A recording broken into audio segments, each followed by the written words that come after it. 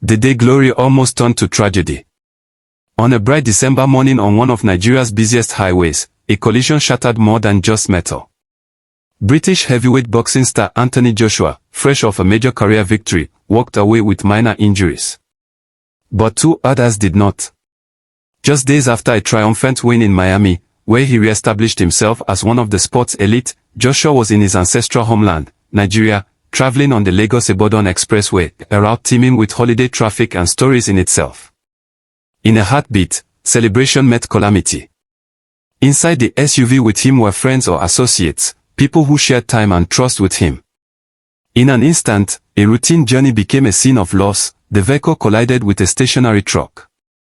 Emergency crews responded, and chaos gave way to stark reality.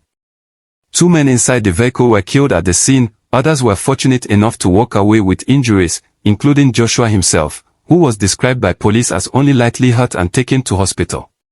For Joshua, the physical injuries may be minor, non-life-threatening, as officials put it, but the emotional reverberations will stretch far deeper. The shock of surviving something that claimed the lives of people close enough to be in the same vehicle is profound. In the wreckage, he was seen dazed, surrounded by shattered glass and the aftermath that no athlete wants to face off the ring. This isn't just a story about a celebrity escaping harm. It's a reminder of how fragile life can be. Here was a man at the height of his physical powers, celebrated worldwide for discipline and strength, suddenly confronted with something beyond his control, and a stark confrontation with mortality for others. Relatives described the news as a shock, and messages of concern poured in from around the world. Friends and rivals alike have since expressed sympathy. Jake Paul, the very opponent his fans just saw him defeat, took to social media to say he was praying for Joshua and for the families of those who died.